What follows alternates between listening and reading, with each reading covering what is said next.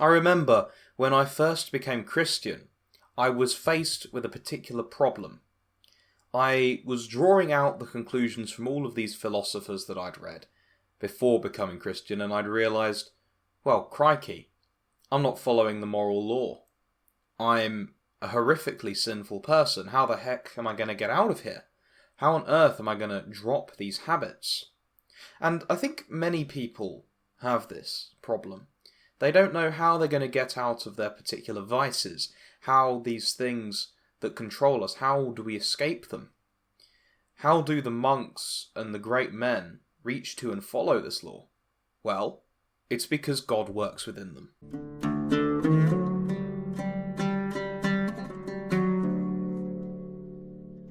In this final episode of the Basics of Christian Spirituality, we're going to be talking about a rather complex concept called in Eastern Christianity Theosis, and in Western spirituality is called Sanctification. But in order to understand this, we must first of all understand what sin actually is, and we need to understand the 3 stages of growth in the Christian life. So what is sin?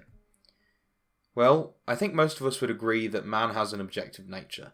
It has objective faculties that apply to everyone. There may be detractions from these in the form of disabilities and such, but they still exist. Every man has height. All human beings are supposed to have 5 fingers. We're all supposed to have 2 eyes and be able to see. But some people lack these. However, that doesn't mean that human beings suddenly lack them. It just means that that particular person lacks them. And likewise with our internals, likewise with our soul, and likewise with our moral behaviour. Now, to describe what sin is in one sentence is a detraction from that behaviour. The literal translation of the Hebrew term for sin is missing the mark. So, what sin is behaving in a way that does not become a human being. Now, personally, I think for a non-Christian audience, it's not sufficient to say, well, it's what God says you can't do, because that requires a lot of philosophical context to truly understand. Whereas this doesn't require scripture, although it still reflects essentially what God is saying in the law. You don't behave outside of the human nature. Every human being has a nature, and there are certain objective things that detract from that nature. Now, thankfully, we can reason many of these laws, and that's often the impetus that drives people into Christianity, because they see that these laws are represented with a few others. Now, we find ourselves in a position where we've reasoned this, and we can see the truth of Christianity, but how do we rid ourselves of the other imperfections that the scriptures and the church fathers point out? Well, there is a 3-stage plan on how to do that. Now, almost all of us are in this first stage, which is called the purgative stage. This is for people who are in the process of getting their emotions under control such that they don't commit gravely sinful matters. I'm sure we can all reason the kinds of things. You know, like rejecting God, fornicating, those sorts of things. Most of us are in the process of getting these under control, and this constitutes the very first stage. The second stage, or the illuminative stage, are for those who can easily not violate the moral law in that way, but are still in the process of purging out the little offensives. Things like maybe not praying enough, or perhaps screaming a swear word out when you've whacked your hand with a hammer. You know, those kinds of things that even good people really do. Then finally you have the unitive stage, which is purging out those very last imperfections so that you can fully pursue God with all your heart. So for example, you may really like Twixes, and you're still intent on eating them sometimes because you like them. To get through the unitive stage would be to purge that desire entirely out of yourself. Because even though it's not sinful and doesn't violate the law, it gets in the way of you loving God because you have a desire besides God. And in many of these spiritual books, they will call this stage theosis, which is the final likening of your will unto the will of God. But the truth is that on a certain level, theosis is operating at every single one of these stages. Now, how do we ascend this metaphorical ladder of divine ascent?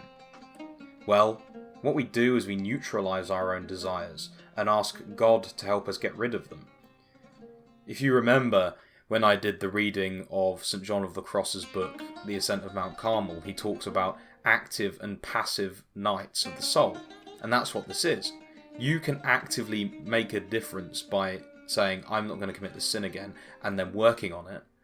But also God must work within you passively. Now, it's very important to remember, considering this, that there is no good within us. Because even in our active desire to neutralize our own desires, God is sustaining us. God is permitting us to exist. He could unspeak us out of existence at any moment if he wanted to. And even though we have natural habituation towards things, so for example we can habituate ourselves out of a particular grievous offence, this is ultimately permitted by God, because God controls all things. It's impossible, therefore, to make yourself good alone. You cannot make yourself better just alone, because you cannot exist alone, because God sustains you. So even in your active action, you require God in order to get ahead with a particular sin. But even so, this still works on the same level with passive things as well. For example, as you develop into this, as I have noticed myself when I've given up particularly sinful habits, you will see the other sins go down. And these are sins that are unrelated to the particular sin you've given up.